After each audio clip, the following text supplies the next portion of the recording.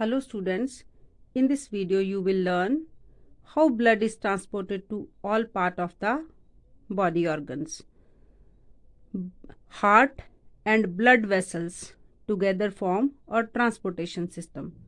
Heart सबसे पहले समझते हैं कि जो हार्ट है उसका स्ट्रक्चर क्या है. Heart is made up of 4 chambers. Upper 2 chambers are called atria and the lower 2 chambers are called ventricle. Upper chambers singular atrium और plural atria. एट्रियम को हम ऑरिकल्स भी कहते हैं.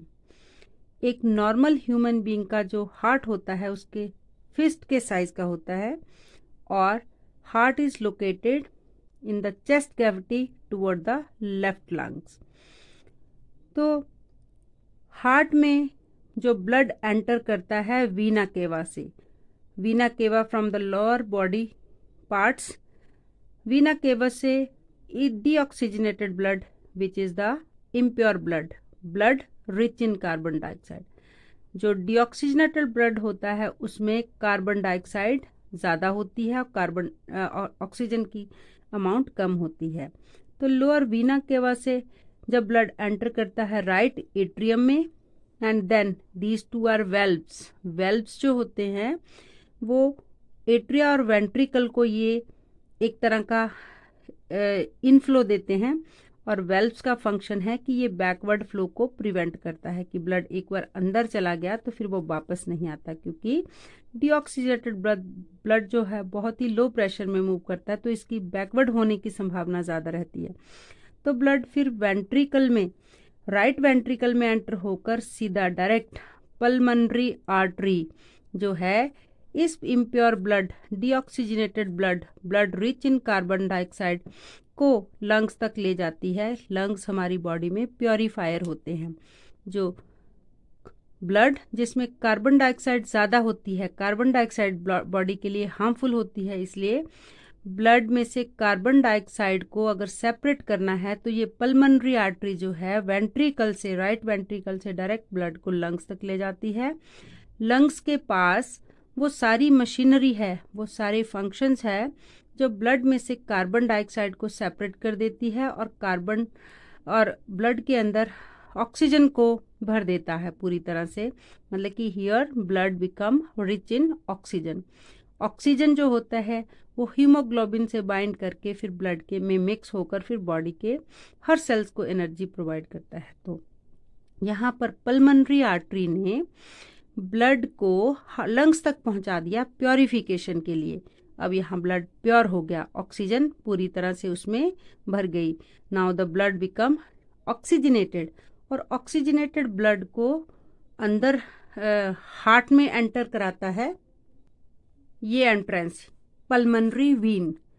जैसे कि हम जानते हैं जो जितनी भी आर्टरीज है वो प्योर ब्लड को हार्ट से बॉडी के हर ऑर्गन तक पहुंचाता है, बट पल्मनरी जो आर्टरी होती है वो डीऑक्सीजनेटेड ब्लड को यहाँ लेके आती है. सेम वे सारी वीन्स डीऑक्सीजनेटेड ब्लड को हार्ट के में एंटर कराता है, बट पल्मनरी वीन जो है that transport the deoxygenated blood from lungs to the left atrium and left atrium से then it enter into the left ventricle. फिर ventricle से ये valve जो हमें दिखाई दे रहे हैं valve के थ्रू या बीचों बीच यहाँ वो वापस चला जाता है बॉडी के हर ऑर्गन को और इस पार्ट को हम बोलते हैं अरोटा. अरोटा सबसे बड़ी आर्टरी को जो हार्ट से ब्लड जब रिलीज होता है बॉडी के बाकी पार्ट्स को, दैट बड़ी artery is called aorta. Aorta फिर छोटी छोटी आर्टरीज में डिवाइड हो जाता है. आर्टरीज आर्टियोल्स में डिवाइड हो जाते हैं और आर्टियोल्स आगे फिर स्प्लिट हो जाते हैं कैपिलरीज में. तो इसे हम एक फ्लो डायग्राम से समझते हैं. अरोटा से ब्लड जाएगा आर्टरीज में. आर्टरीज थोड़ी मोटी नर्व्स होती हैं, ट्यूब्स होती हैं. देन आर्ट्रियोल्स उस डिवाइड होती है. आर्ट्रियोल्स एक्सट्रीमली ये भी थिन ट्यूब्स लाइक वेसल्स होते हैं, ब्लड वेसल्स होते हैं। Then capillaries very fine tubes, बहुत ही पतली पतली ट्यूब स्ट्रक्चर, ट्यूब की फॉर्म में ये जो ब्लड वेसल्स होते हैं। और कैपिलरी का कनेक्शन हर एक सेल से होता है और सेल को इस तरह से प्योर ब्लड मिल जाता है। सेल अपने जो एक्टिविटीज़ होती हैं, सेल्यूलर एक्टिविटीज़ है, उनके लिए एनर्जी फिर जनरेट करते हैं with the help of oxygenated blood. Then जो इम्प्योर ब्लड है उसको वीन्स, फिर लोअर वीना केवा और यहाँ अपर वीना केवा से भी इम्प्योर ब्लड ही हार्ट में एंटर करता है राइट एट्रियम में, और कुछ अपर वीना केवा से ब्लड डायरेक्टली यहाँ चला जाता है लंग्स में प्योरीफाई होने के लिए। तो एक डायग्राम से और समझते हैं इसको। अरोटा से ब्लड एंटर फिर किस तरह से आर्टरीज में एंटर करता है। आर्टरीज ये रेड कलर की शो की है। आर्टरीज, स्मॉल आर्टरीज में विच आर कॉल्ड आर्ट्रियोल्स, इसको हम आर्ट्रियोल्स, ये भी छोटे छोटे ब्लड वेसल्स होते हैं। एंड देन ये कैपिलरी जो रेड कलर की जो ऑर्गन को ब्लड सप्लाई करती हैं, ऑक्सीजनेटेड ब्लड। देन कैपिलरी फिर से रिकम्बाइन होकर स्मॉल वीन्स बनाती हैं। स्मॉल वीन से वो फिर बड़ी वीन्स बनती है जो कि इस तरह से हार्ट में ब्लड को ट्रांसपोर्ट करती है फॉर प्योरिफिकेशन। और सारी आर्टरीज प्योर ब्लड को हार्ट से बाकी ऑर्गन तक पहुंचाती है। और बट एक पल्मोनरी आर्टरी है जो डीऑक्सीजनेटेड ब्लड को लंग्स तक ले जाती है।